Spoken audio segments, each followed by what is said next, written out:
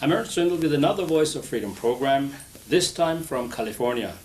We are with British historian David Irving. Mr. Irving, you handed me your latest action report, a 12-page blockbuster. It's like a mini book in itself with the amount of information in here. And it's just amazing. There's this high court, freeze, jailed, right-wing author, global bid to silence Mrs. Historian Irving, in court bid to end ban, and so on. You seem to be still in hot water around the world.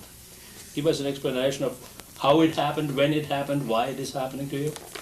Well, as you know, when you get into a historical controversy, there's two paths that your opponents can take. One is to say, that's an interesting point you made, Mr. Irving. I think it'll be a good idea if we sit around a table and I produce to you the documents which prove that you're wrong, and then you can tell me why you think those documents need to be viewed in a different light, and so on. In other words, a historical debate. Or there's the alternative approach, which involves the use of sulfuric acid, boots, handcuffs, prisons, libel, litigation, smears, defamation, deportation, what you can generally call the West Bank tactics. Deportation, imprisonment, and I think that the person who is totally neutral and objective about it can weigh these one method against the other and say, well, hey, the one who's using the bully boy tactics is probably frightened of the truth. And he knows that he can't substantiate what he's been saying all these years from the archives, so he uses the alternative approach. Sticks and stones may break my bones, but words can never hurt me, and that's my attitude. And when people went around the world calling me a neo-Nazi or a fascist or a liar or a document forger or whatever, I don't care. But in effect, they have hurt you because they are hurting me and they're hurting my family. Right. They're hurting me and they're hurting my family. They're trying to bankrupt me. They're trying to ruin me. And they're doing it very cleverly, and they're doing it in several different ways. They have taken several months, if not years, to prepare this offensive against me. And only now, in the autumn of 1994, are their various tactics beginning to bear fruit. Around the world, my major publishers are suddenly having second thoughts about publishing my books. And these are not Holocaust-related books? Oh, good Lord, no. I've never written a Holocaust-related book. My books are mainline works of history which are published by mainline publishers. Now let me ask you, before we go on to the persecution that you have suffered now, you are an author of some 34 or 35 books. Yes. In the past, for instance, when the first very famous book came out about the destruction of Dresden, there was a historical debate. There was a debate after, the way you said, around the table. Right. People looked at the evidence and so on. When effectively did that kind of dealing with your papers, I mean Hitler and his generals and so on, was also a debate? When did it become so nasty, and why? The debate turned ugly when I published my book about Adolf Hitler. The biography of Adolf Hitler was published in this country, the United States, by the Viking Press. Now, the Viking Press isn't a hole-and-corner fringe operation. They're not an off-Broadway publisher. The Viking Press is one of the world's great publishing houses. In Britain, the book was published first of all by Hodder and Stoughton, then by the Macmillan Company, and so on. It's published, in other words, by the great publishing houses around the world. The Adolf Hitler biography touched off a very heated controversy among the historians in Germany. Controversy that subsequently became known as the Historische Streit. The argument about whether Hitler had given an order or whether what happened to the Jews, whatever it was, happened of its own accord. And it's a very interesting debate. And the historians, some have said this, some have said that. They formed into two camps, the constructionalists and the intentionalists and all these other I think somebody once said the only trouble with the ists, the only trouble with most isms is the ists. And that's the case with these historians in Germany. But did you get in trouble because you wrote that book from sitting from the desk of Adolf Hitler looking into the world? Is that not what you did? No, I got into trouble because I rubbed the historians' nose in the fact that none of them had done the work. None of them had bothered to go into the archives to find out what actually happened. They just copied each other's books. Jekyll bought a book by Jacobsen, Jacobsen bought the book by Jekyll, Brochard bought the book by Jacobsen, Hillgruber bought the book by Brochard, and so it went on. They were just buying each other's books and copying each other's mistakes and prejudices. And this bubble was just getting bigger and bigger, and eventually it had to be burst. And I didn't even set about bursting that bubble. It's just that I went into the archives, and for 10 years, from 1965 until 1975, I researched in the world's archives and found out what actually happened. And that made these historians look pretty stupid, because I said to them, for example, quite simply, okay, Since 1945, you have been saying Adolf Hitler ordered the extermination of the Jews. Where is that order? Where is the slightest shred of evidence of such an order? When did this mystical order take place? When was it issued? 1940? Why didn't they start killing the Jews in 1940? Then 1941? Well, what is the significance of the Wannsee Conference? 1942? There are logical problems with accepting that Adolf Hitler gave an order. And in fact, I found all the documents through all the archives showing that every time Hitler did give an order in connection with the Jews, it was to protect them from something nasty happening to them, which was totally, for example, in the spring of 1942, there's one document where Adolf Hitler is quoted by a top minister as saying that he wants the solution of the Jewish problem postponed until after the war's over. So how can you square that with the so-called Hitler orders that all these idiot historians have been talking about? Now, is it then that there is like a confluence of interest groups that want you silenced or want you humbled? Not only the historians whom you have shown up as being almost like copycats, or as you once described it, a dog chasing its own tail. It's not just humiliating. I can stand any amount of humiliation because I've never set out to be a very arrogant or proud person in the first place. I'm a very humble kind of historian. I don't care that I'm just plain Mr. I don't set great store by being professor or doctor or professor doctor doctor or whatever the Germans. I mean, in Germany, every second chimney sweep has to have a doctor's title in front of his name now. And I'm very humble in that respect. What I do care about is being smeared. And they smear me from one end of the globe now to the other. Deborah Lipstadt, for example, she went all over Australia, paid for by the Jewish community in Australia, the same people who paid to have me kept out of Australia. They paid to fly Deborah Lipstadt from Atlanta, Georgia, down to Australia. They flew her around the entire country for a month, lecturing here and there on campuses all over the country to try and repair the damage that had been done by the controversy about whether I should be let in or not. And her main claim about me was she said, this guy Irving, do you know that in his office in London he sits beneath a portrait of Adolf Hitler? This is totally untrue. But this is the kind of level of their debate. They smear and they ridicule because they know that they can't justify themselves on the Did she not also demand from TV stations and TV hosts in writing that if she appeared on their program that they would not allow somebody like a revisionist to rebut her?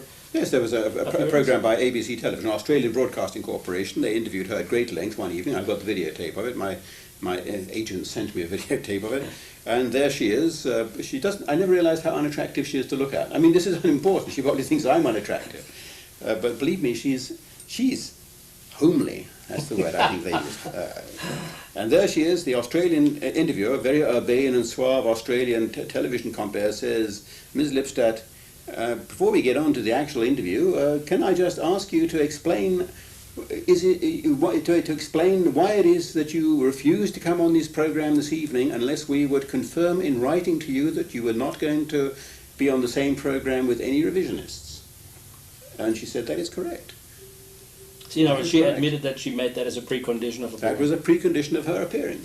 They are frightened of appearing on the same program with anyone who is in a position to challenge their hypotheses and their notions and their fairy stories. So it's not really education. For example, I'd say to her, it's indoctrination. I'd say to her, Ms. Lipstadt, you believe that 1 million people were gassed in Auschwitz. 2 years ago you would have said 4 million, but okay, you brought the figure down to 1 million.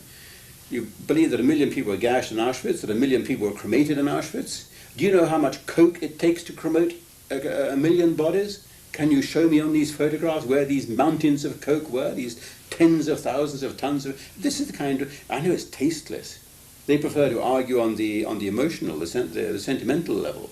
No, the cremation issue that you just raised is interesting because Topf and Sons has just recently been in the news in North America and around the world, in fact. In today's newspapers here in Los Angeles, there's an article in the Los Angeles Times that the Topf family is quite rightly trying to get back all the property that was stolen from them by the communists after the war, on the pretext of the fact that they designed crematorium ovens which happened to be used in the concentration camps.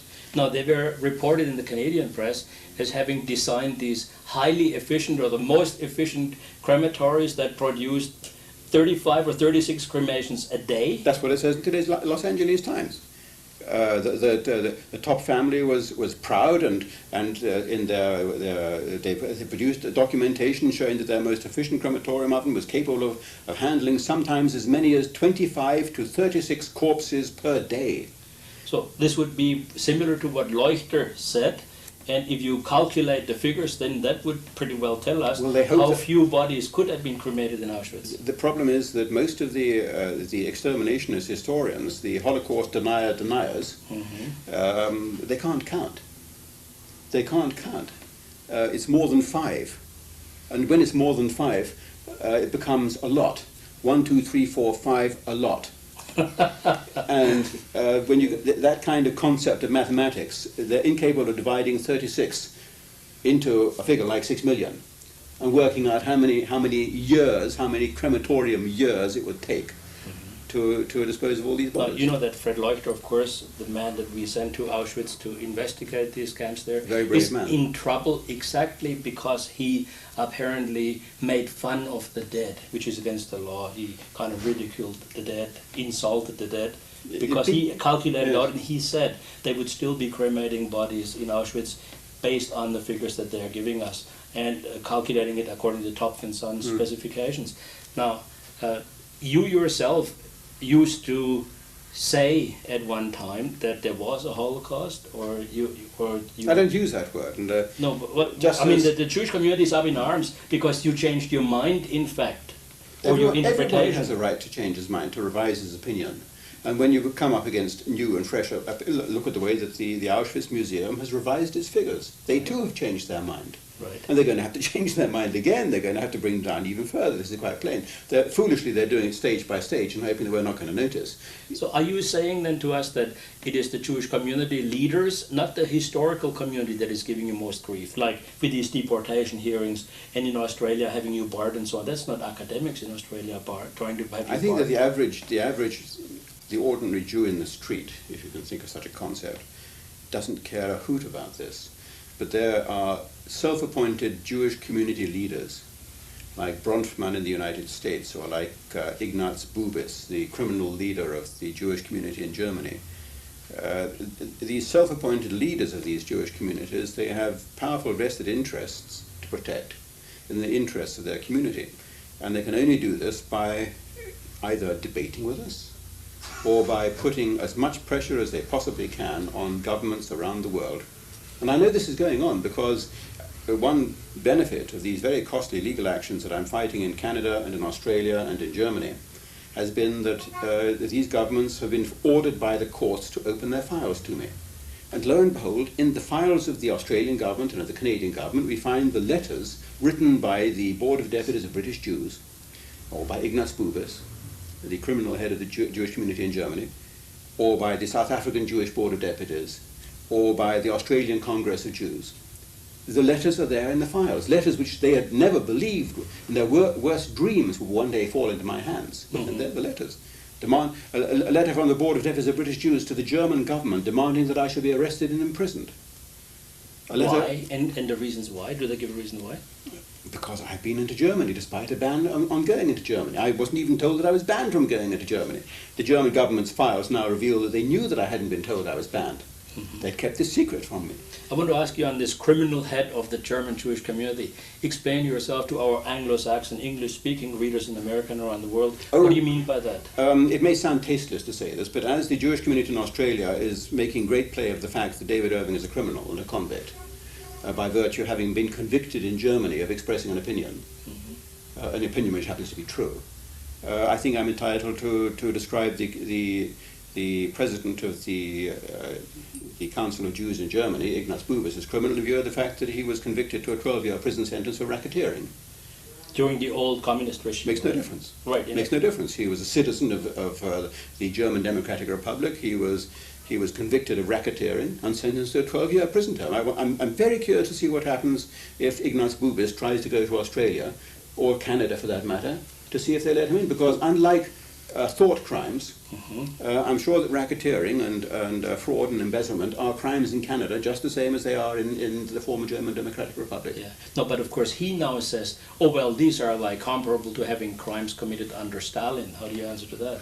Embezzlement is embezzlement whether under Stalin or under anybody else. As a Swabian, you'll understand the German expression is "gib Zotte und Zotte." Yeah. There are crimes and there are crimes. Right. Thought crimes, the kind of crimes you get sent to a gulag or a psychiatric institution for, I can accept. Okay, those are Stalinist crimes, they're political crimes. Racketeering smuggling, black market sales of scarce products like coffee beans in the communist empire, amassing huge fortunes of millions and millions of dollars, as Bubis did, by means of racketeering, earned him justifiably a 12-year prison sentence, which he then managed to escape. So this is a conviction which would stand up in any court around the world. So you are saying that they are rather selective in their outrage and seizing the moral high ground. I'm not going to hold my breath and expect that Bubis will have to sweat even one day in jail. I don't think there's any danger of that now. Yeah. You mentioned also that they have to protect, the Jewish leadership has to protect powerful vested interests. What exactly are these powerful interests? They have state interests to protect. Obviously we're getting into a very delicate area here, a very sensitive area here. Are you referring to reparations? It's quite evident to me that the interests of the state of Israel depend very solidly on the prolonged belief of the world's population in the Holocaust legend in all its glory, in all its romance. The notion of one madman in the name of the German people having killed 6 million people in a bestial and grotesque manner. That is basically what the Holocaust legend is about. If any damage is done to the Holocaust legend, if it turns out it wasn't 6 million but 1 million or 500,000, or if it turns out that they weren't killed in a brutal and grotesque manner but that they died very largely by means of epidemics or accidents or air raids or whatever, or if it turns out that they weren't the victims of one madman acting in the name of the German people but several hundred ordinary, rather grubby criminals who decided to take revenge on these people who had fallen into their power, then all this does damage to the Holocaust legend and the money-earning power of the Holocaust legend. So that's the vested interest. This is the vested interest. The state of Israel depends very substantially on the $4 billion it earns every year from the Holocaust in terms of subsidies given to it by the German government and by the American taxpayer. But isn't the Holocaust also frequently used as a weapon or as a shield behind which some people, for instance, I know in Toronto, one man was a check embezzler and he walked up in front of the judge and said, "Please go easy on me, I'm a child of Holocaust survivors." A child of Holocaust survivors. They do use it frequently. I tried to give a lecture in Argentina 2 or 3 years ago. At the very last moment, the German club in Argentina asked me to lecture on a different theme because this couple sitting at the table in the front row, the man, his parents had died in the gas chambers in Auschwitz. And it wasn't until several months later that the club wrote me a letter apologizing in London saying, "We have now made discreet inquiries. It turns out he was born in 1947, 2 years after the war, in a long pregnancy, I have to say." This is the way they use it. And of course, it goes further. And I'm anxious not to go too far down this road because I'm not anti-Semitic. You know, I'm the person who could least be described as anti-Semitic, although the Jews would claim differently. You know, the definition of an anti-Semite now is not somebody who doesn't like the Jews, it's somebody whom the Jews don't like. He is an anti-Semite. And I suppose under that category they feel quite comfortable with calling me an anti-Semite because they don't like me. Now I want our listeners to hear all the things you have been through, all the places you have been banned from and so on, because it means that you can illustrate on your own person. Now, believe me, there is no international Jewish conspiracy. It's purely fortuitous that they have managed to get me banned from Germany, Italy, Austria, France, South Africa, Canada, not the United States yet, Australia, New Zealand, and no doubt a large number of other countries where I haven't tried setting foot yet, all within the space of the last 2 years. All because of? I didn't accept that there was a conspiracy or that they had power until the moment on June the 13th, 1992, when I walked down the steps of a German plane at Rome International Airport in Italy and found the plane surrounded by police cars and police officers calling out my name. I was supposed to lecture at the University of Rome that afternoon. I'd been invited by a professor. I never got further than the airport building. I was put straight on another plane back to Munich. And at that moment I realized we are dealing here with a force, with a power, which transcends frontiers and which is capable of picking up a phone and telephoning the Prime Minister of Italy. And it is the Prime Ministers who are involved. I know this now because from the Australian files, for example, all the documents from the German government to the Australian embassy in Bonn have been marked. They've been sent down to Canberra, the capital of Australia, marked for the personal attention of the Prime Minister, the personal attention of the Australian cabinet. There is a book out in Australia just recently. Yes. What is that called, and where can people obtain the book? It's about your case, right? It's a book by Nigel Jackson. I think I haven't seen the book in any great detail yet. I think he's gone into the history of the various cases that I've been fighting, particularly the case in Australia. But the battle in Australia is still going on, of course. We're fighting them now in the federal court in Australia yet again. We won the first round last year in the federal court. The Australian government was ordered to think again and to give me the visa. The Australian government then changed the law. The Australian government changed the law so that they could say that anybody who is of bad character is not going to be let. So in May this year, the Australian government announced in Parliament, we've decided we're not going to let Mr. Irving in because he's of bad character. And when the Australian newspapers phoned me, I was in the United States touring and lecturing at the time, I said to the Australian newspapers, it's a very unusual experience to be called of bad character by an Australian minister. I now know what it would feel like to have Lieutenant Colombo criticising the style of my raincoat.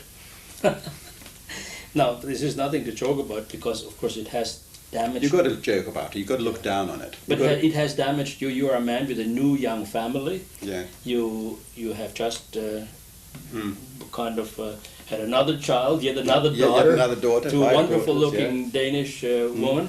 And now you're starting out. You have to provide for this family. You earn your living by writing, by speaking. And these people keep banning you from all these countries where you used to be welcomed. I mean, your books, I know that in Canada we have them in the military colleges. There are hundreds of thousands of people around the world waiting for the chance to hear me speak. And of course, it inflicts severe damage on me and on my image and on my reputation, because all the time that I'm away from a country, these people can say what they like about me behind my back. I can give you a small cameo example of that. Last week, in England, I had to give evidence in a trial of a thug who had demolished my car. He demolished my car along with a mob of other people. They kicked the doors and smashed the windows. I'm sitting in it with my driver. They're trying to turn the car over and set fire to it. The police arrive 3 or 4 minutes later and make several arrests. And one of these men is put on trial. His defense lawyer asked for me to be taken out of the courtroom while he told the judge what argument he proposed to follow, because the judge had stopped his line of argument. So I was taken out of the courtroom 3/4 an hour, went back in, the judge said, Mr. Irving can stand down. It wasn't until the following day that I read in the newspapers what they'd said in my absence. And that's how they get away with it. They say these things in my absence. Our client, the defendant, this thug, he was trying to stop a crime because he had heard someone getting into Mr. Irving's car saying, let's go and demolish a Jewish cemetery. What can you say when they use methods like this? It never in my wildest dreams would it occur to me I'm going to have to go and defend myself in an English witness box against the allegation that I or somebody else, one of my associates, was setting about demolishing a Jew. I would have had to go around the streets of Brighton saying, excuse me, can you tell me where there's a Jewish cemetery? I don't know where the Jewish cemeteries are. In other words, you had just come from a lecture, we were dressed in a business suit. I was in a pinstripe suit. And you would have... I would have had to carry a sledgehammer in one hand and a can of spray paint in the other. But it's reported in every English newspaper, and no doubt around the world, because that's the way they do it. They report these things instantly, like that. In Germany, as you know, a couple of years back, a year ago, I was fined 30,000 Deutschmarks, or $22,000, for expressing an opinion, a one-line opinion which happens to be true. Namely, the fact that the gas chamber they show the tourists in Auschwitz is a fabrication, a post-war fabrication. The Auschwitz authorities have now admitted that I'm right. Yet I've been fined and no one's paying me the money back. On the basis of that fine, I have a criminal conviction. And because of the criminal conviction, Australia can say we're not going to let Mr. Irving in. And the Canadians use and the Canadians and the New Zealanders, the South Africans and all the rest. And the whole thing is built up on this inverted pyramid of a so-called lie, a so-called conviction, which turns out to be the truth. And on top of that, as you rightly say, there's the legal costs. In Australia, I've had to spend $50,000 already. In Canada, I've had to spend $40,000 in defending myself and in standing up for freedom of speech and the truth, as it turns out. But if they think that they can silence me, they're very wrong. So they underestimate the English. Because every country that I'm banned from, Australia, South Africa, wherever it is, every time the Jewish community in the world succeeds in getting me banned from another country, it's another victory for me. How do you make that? I mean... I can do without Italy. I can even do without Germany. But every time they are admitting that in the whole of Germany and in the whole of Italy, they've not got one historian who's capable of standing up to me. So the only solution is shut him up, ban him, gag him, put him in prison, preferably in handcuffs, and throw away, for God's sake, throw away his fountain pen.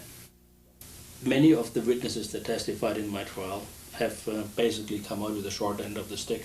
Yeah.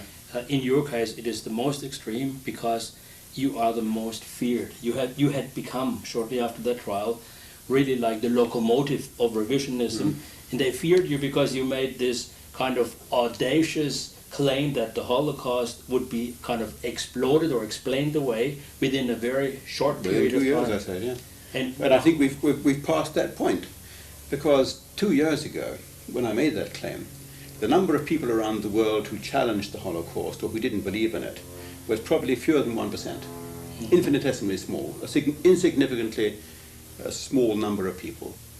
The figures which are now quoted by the newspapers in the United States last year were 25%, but the Jewish community managed by the usual kind of chicanery to get that figure reduced by dismissing the head of the institute who came up with this creating a new poll. Creating a new poll, Asking the correct question. asking the correct question, showing people photographs first and all the rest of it. In Australia they came up with the same kind of figures, 10%.